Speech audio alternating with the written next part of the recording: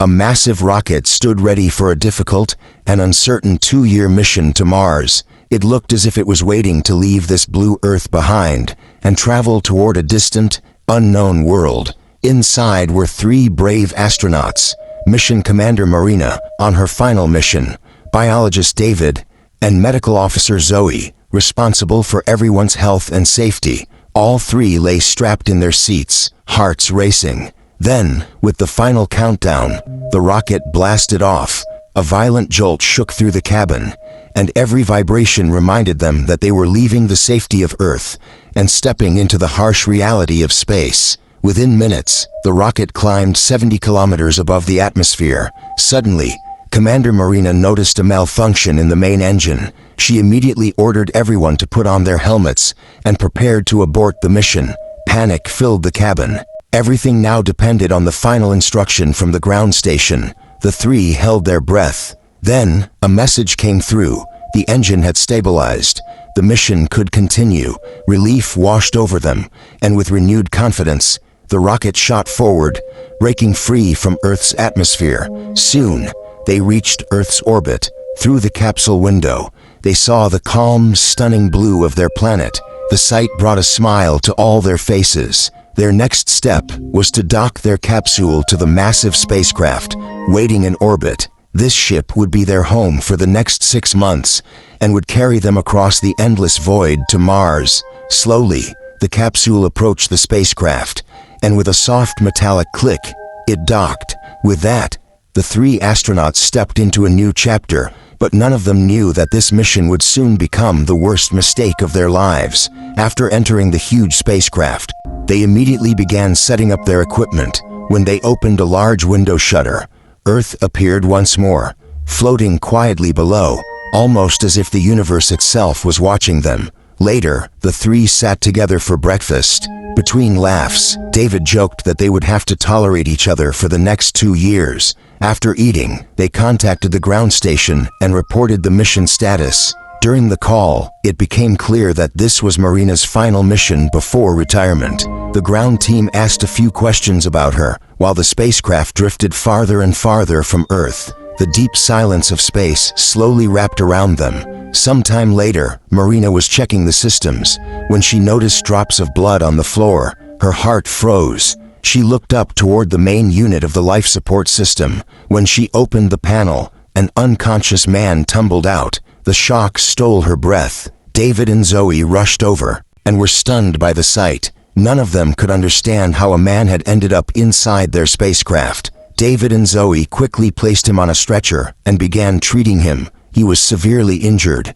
While they worked, Marina discovered that a major amount of oxygen had leaked because the life support system was damaged. She immediately informed the ground station. Later, Marina revealed that the man's name was Michael, a member of the launch support team, but how he ended up trapped inside the spacecraft was still a complete mystery. He was supposed to be on Earth at the time of launch. David asked in disbelief how such a massive mistake could even happen. Marina, while trying to keep Michael from falling earlier, broke her arm.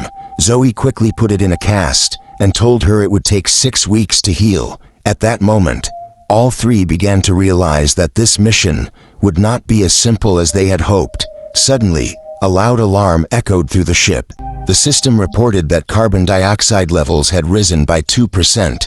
Panic rippled through the crew. Little did they know, this was only the beginning of their troubles. What awaited them in the coming days was far worse than anything they could have imagined. After some time, Michael slowly regained consciousness. Unsteady on his feet, he wandered through the spacecraft until his eyes fell on the enormous window. Beyond it stretched the endless darkness of space. With Earth glowing faintly in the distance, the sight shook him to his core. In that moment, he truly understood that he had left Earth behind, and there was no way back. Just then, Zoe rushed forward and caught him before he stumbled. In a panicked voice, Michael kept asking, "Is the launch over? Are we really in space?" Commander Marina gently asked, "Do you remember what happened last time?"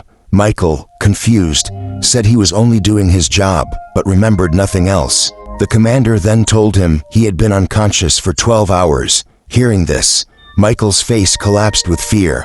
He begged to return to his younger sister immediately. She was alone at home, and he couldn't imagine leaving her for a 2-year mission. But Marina's voice carried a harsh truth. Returning was now impossible. The spacecraft was heading toward Mars at a speed of 70 kilometers per hour, and turning back from this orbit simply couldn't be done. Zoe worked hard to calm him, and after long persuasion, Marina finally told him that the ground station had contacted his sister. She was safe, and NASA would now take full responsibility for her care and expenses. Michael's breathing eased, and for the first time, a flicker of hope returned to his eyes. Over the next few hours, the 3 astronauts slowly formed a bond with him. The next day, Zoe began teaching Michael the rules and systems of the spacecraft. She took him to the giant observation window again. This time, he didn't panic. Instead, he stood spellbound at the most breathtaking view he had ever seen. Space seemed to open its doors to him for the very first time. As night came, everyone went to bed. A heavy, strange silence filled the spacecraft, as if the universe itself was warning them of the danger that lay ahead. The following morning, Marina sent Zoe, fully suited in her spacesuit, to the chamber where Michael had been found. A short circuit in the life support system had caused the damage, and Zoe was inspecting the area. After taking photos, Marina informed the ground station that the part needed immediate repair, or the mission would fail entirely. There was fear hidden in her voice. Meanwhile, David was in his lab. Marina asked how much oxygen his plants could produce per day. David replied, "Barely 90 liters." Marina's tone grew serious. "Can you increase it to 950 liters? David was stunned. It was impossible with small plants. Only algae, stored for the Mars research phase, could produce that much. Nervously, he asked why she needed so much oxygen. Marina revealed the truth. They were on the edge of a major disaster. The spacecraft would run out of oxygen within a few days. David suggested using half the algae now and saving the rest for Mars. Marina agreed, but warned him not to tell Zoe or Michael. While Zoe and Michael worked on repairing the life support system, David began producing oxygen from the algae. The next day, he reported that the algae were generating 550 liters per day. Marina immediately told him to use the remaining stock so the output could reach 1,000 liters. But David hesitated. If all the algae were used now, his entire Mars research project, his life stream, would be destroyed. Marina then revealed an even harsher truth. The oxygen generator was beyond repair, and the carbon filtration system was also failing. If this continued, they would suffocate. They had no choice but to rely completely on the algae. Without it, survival was nearly impossible. Left with no other option, David placed the rest of the algae into production, but when he later returned to his lab, the ground slipped from under him. Half the algae had spoiled. Now, they could only produce 550 liters a day, far less than what was needed. This amount wasn't enough to reach Mars alive. Commander Marina immediately contacted the ground station and explained everything, but the response was devastating. They couldn't send fresh oxygen supplies. The spacecraft had already traveled too far and too fast. No other ship could catch up to them now. At this point, they had no solution. Commander Marina shared the harsh truth with David and Zoe, and deep worry settled across their faces. With a heavy voice, Marina explained that they couldn't reach Mars with Michael aboard. A week before landing, the carbon dioxide level would rise so high that all 3 of them would suffocate in space. Zoe immediately reminded them about the large tank mounted on top of the spacecraft, filled with liquid oxygen before launch. Maybe some oxygen still remained, but David explained that the tank was 450 meters above the spacecraft on the outer edge. Reaching it was extremely dangerous. The route was surrounded by solar panels and delicate wires. One wrong move could shut down the entire spacecraft. Taking a deep breath, Marina said she was telling them all this so they could mentally prepare for what was coming. Every space agency on Earth was working to find a solution, but no one knew when or if an answer would be found. Marina then revealed another painful truth. Their lives were in danger because of Michael. The oxygen he consumed each day was pushing them closer to death. Zoe immediately flared up with anger. "So what? You want us to tell Michael to throw himself into space so we can survive? Is that what you're saying?" she shouted. An argument erupted between them, but after a moment, Marina calmed herself and said she hadn't reached a conclusion yet. They would take 10 days to search for a solution for Michael. Meanwhile, Michael had no idea of the danger closing in on the spacecraft. He had blended in with the group and felt like a real part of the team. By now, the spacecraft had traveled millions of kilometers away from Earth. The blue planet was nothing more than a tiny glowing dot behind them.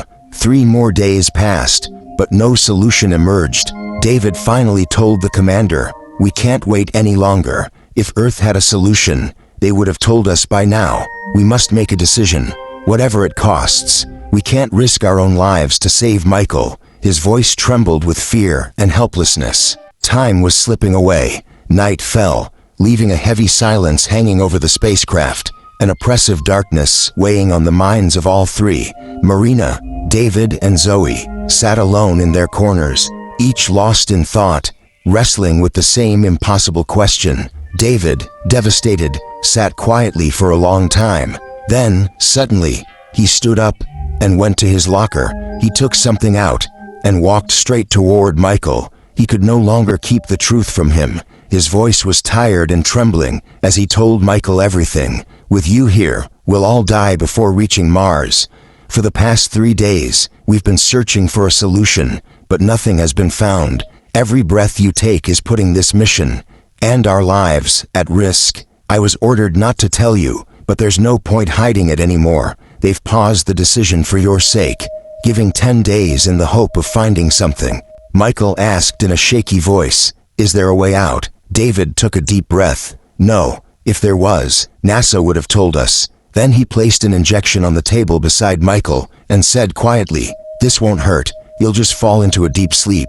His head lowered, his voice broke, and he apologized before walking away. Hearing this, Michael felt his world collapse. He realized he had to take his own life to save the other 3. He picked up the injection, sat in his cabin, and tried to gather the courage. Before doing anything, he recorded a message for his younger sister. His voice was heavy. "Now you'll have to face everything on your own, and I know you will." Meanwhile, David, too, was falling apart. He had forced this unbearable truth onto Michael, and it was breaking him from the inside. A short while later, Zoe approached Michael quietly and said, "There's no need for this." But Michael, heartbroken, said there was no other choice. He thanked her for fighting for 10 more days.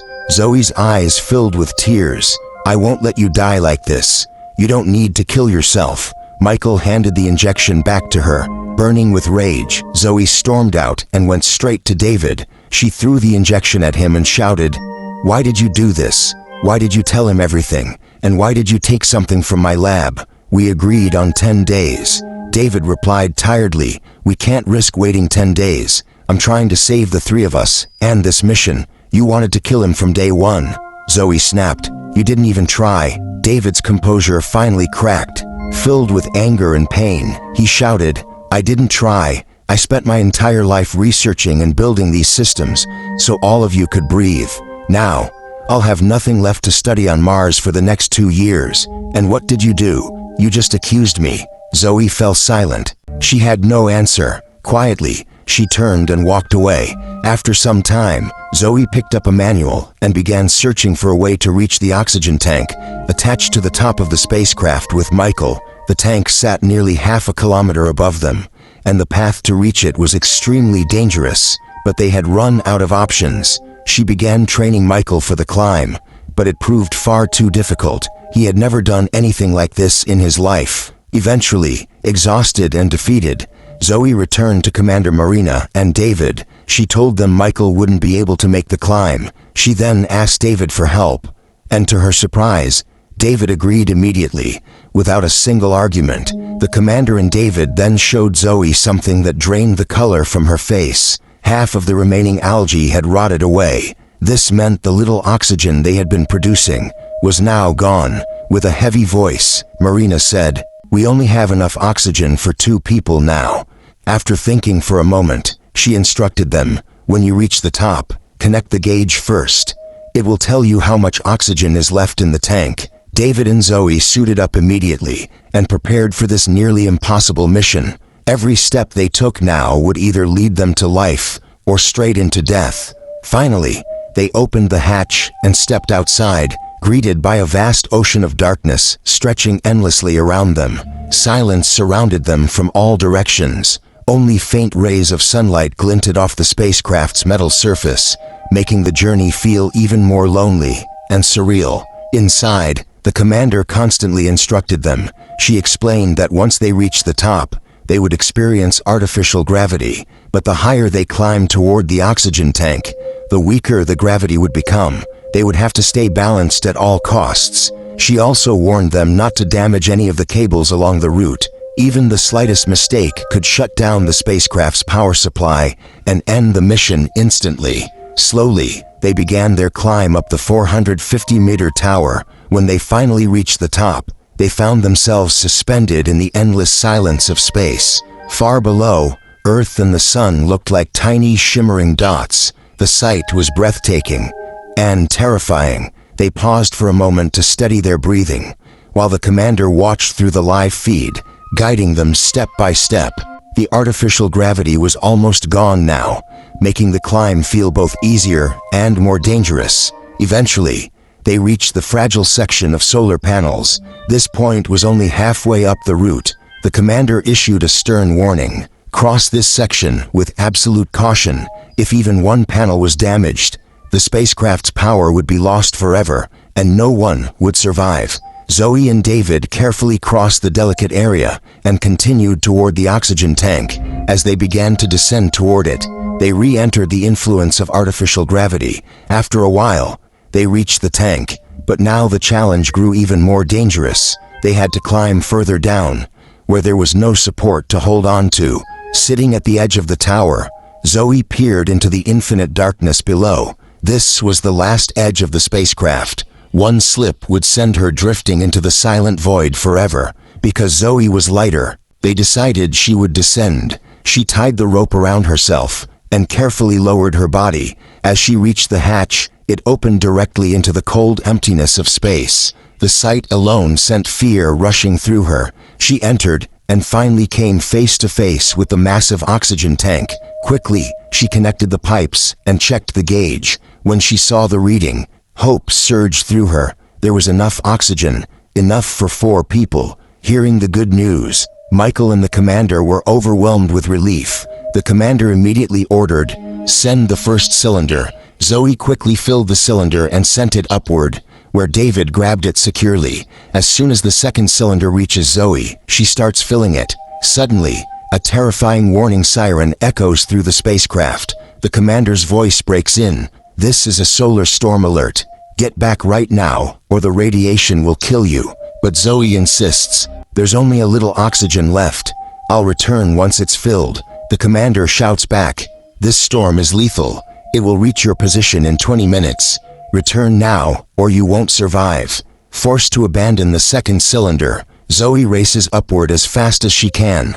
Both she and David begin descending. At the same time, the commander and Michael turn off every system in the spacecraft to protect their electronics from the incoming storm. Zoe reports that they've covered 25% of the distance. Only 8 minutes remain. David's breathing grows heavy. Hours of climbing have drained every ounce of energy from his body. His pace slows, his legs trembling with exhaustion. He lets Zoe go ahead and says, "Keep going, I'm right behind you." Zoe manages to cross the solar panel section, and the artificial gravity reactivates. But in her panic, she forgets to attach her climbing hook. In an instant, she loses her grip and plummets downwards at high speed. She screams as she crashes into the ceiling of the spacecraft. The impact sends the only filled oxygen cylinder flying out of her hand, disappearing into the endless, silent darkness of space. Their last hope drifts away into the void. The only air that could save their lives is gone forever. A heavy silence fills the spacecraft. In a shaking voice, David says, "There's still another oxygen tank up there, slowly leaking. If he can reach it somehow, maybe they can survive." But outside, the solar storm is still raging. Its radiation can kill in seconds, and it will continue for hours. Hope fades rapidly. Michael steps forward and says, "I can go," but the commander immediately stops him. "You can't. You haven't even done basic spacewalk training. If you go out there, we lose another life." Zoe's eyes fill with pain. She turns to David and says, "You have a family. You're not going. I'll do it." This is their last chance to save the mission. Someone has to take that risk. Zoe's eyes harden with determination.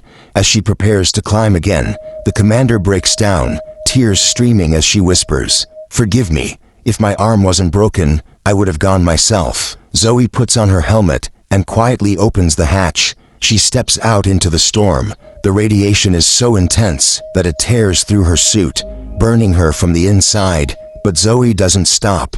She climbs the tower again, retracing the same deadly path she had barely survived moments earlier. She reaches the second oxygen tank, secures it tightly to her suit, and begins her descent. Every second, the storm eats away at her body. As she approaches the spacecraft, deep burns cover her skin. Still, she pushes the tank inside, seals the hatch, and remains alone outside in the violent storm. Now fully exposed, she sinks down slowly, breathing heavily. She looks at Mars one last time. The sight brings a small, peaceful smile to her face. She knows she will never return, but her sacrifice has saved the other three.